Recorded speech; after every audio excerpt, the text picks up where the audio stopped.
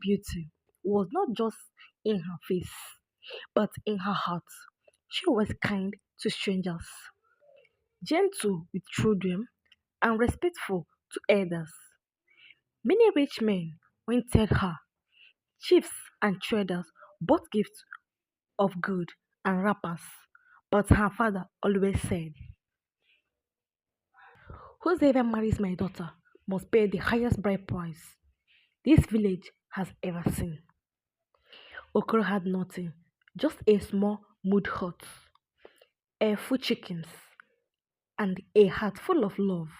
But when he looked at Adanne, he told himself, I will not give up. Love is worth more than riches. So he made a choice. Okoro sold his hut, he sold his chickens, he sold his farm, his only piece of land, even his cutlass and hoe. People laughed at him. They called him a fool. They said, how can a man throw away his whole life for a woman? But Okoro did not listen. With every corn he gathered, he walked with hope.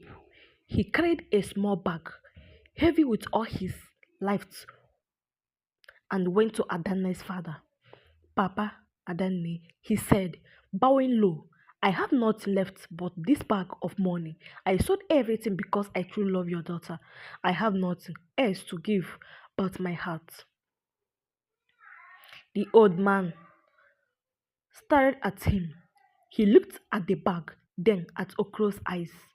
For a moment, the compound was silent. Even the wind seemed to stop blowing. Then slowly, Papa Dene spoke. Okoro, many men came with riches, but none was ready to give all. You have given your life. This is what true love means. Take my daughter, and may your love never die.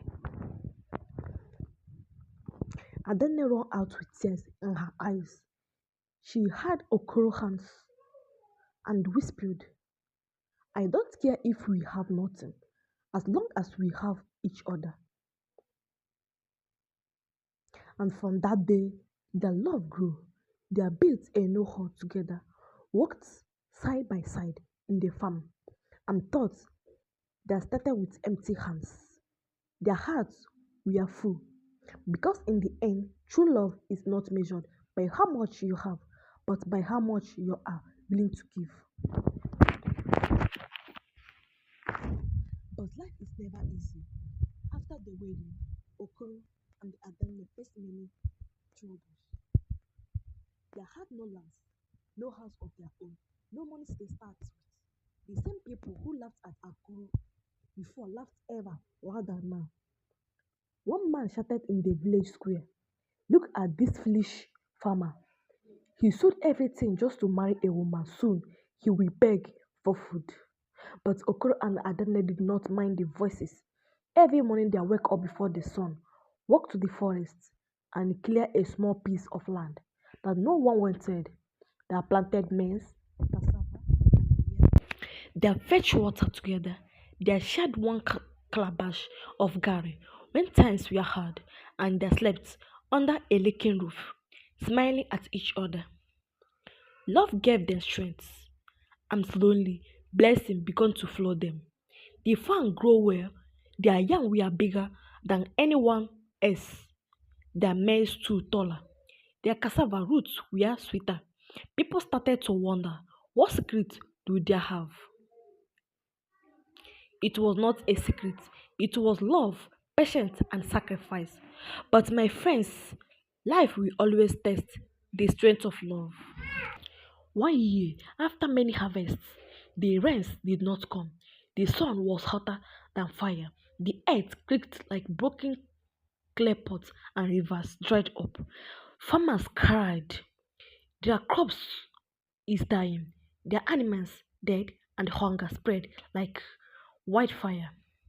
Okoro and Adanne had children to feed, but their farm gave nothing. People ran to the rich men of the village begging for food, but the rich men turned them away. Only the few who had saved enough yam could survive. Okoro hid Adanne's hand. One night, as their children slept hungry, he looked at her with pain in his eyes and said, "My love, I give up everything for you, but now what do I give our children? My heart is heavy." Adanne pressed his hand and whispered, "My husband, don't regret.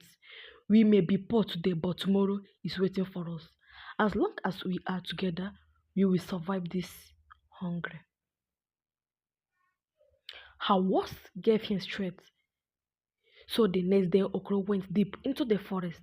He caught wood and carried it to the market. He walked under the hot sun, sweating until his body shook.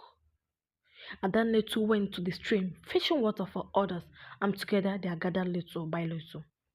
Their love pushed them to fight through the hardship, and slowly they began to rise again.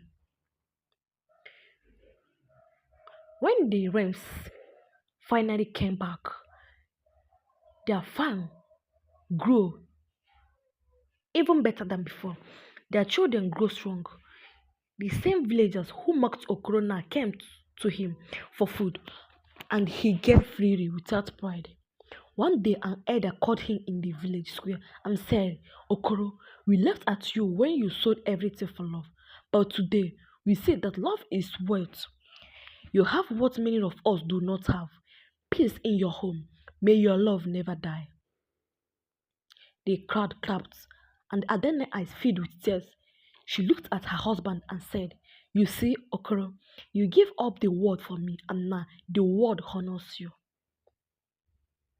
And that night, as the moon shone on their compound, Okoro sat with his children around the fire and told them, "Children, remember this. Love is not about rich, it is about sacrifice. Never fear to give, because in giving, you'll find true love." But my friends, where this is love, envy is never far away. Among the villagers was a wealthy man named Obina. He once tried to marry Adanne. He bought her father bags of goods and wrapper, but was turned away. When Obina saw that Adanne had chosen Okoro, the poor farmer who sold everything, his heart burned with jealousy. Can this woman truly be happy with a man who has nothing? He asked himself. I will make sure their happiness does not last. Obina began to spread lies in the village. He whispered to people saying Okoro is foolish. He has sold everything and now depend on his wife. Soon Adawane will leave him for a better man. Some villagers believed the lies and started mocking Adanne. Whenever she went to the stream, they said, "Beautiful Adanne, are you not tired of poverty? Why wasting your beauty on a poor man?" But Adanne only smiled and answered softly, "I choose Okoro not because of what he had, but because of who he is. Poverty cannot change my love." Her words silenced them. Yet Obina was not done. One night, he gathered thieves and set them to steal Okoro's harvest. They carried yams and maize for his barn, leaving the family with nothing again. When Okoro discovered this, his heart was heavy. He sat on the ground, his head in his hands, and asked, "Adanne, did I make a mistake? I give up everything for you, and now even what little we had has been taken away." But Adanne left his face and said, "My husband, you give up everything for me, and I will give everything for you. If we must start again, we will start together. As long as I have breath, I will never leave your side." Her words were like medicine to his soul. Okoro rose again with courage. He went to the forest, worked harder, and rebuilt what he lost. The villagers who once laughed now began to admire them, for they saw that no matter what was taken, love kept them standing. Season passed and Okoro became one of the most respected men in the land, not because of rich, but because of the examples of his love.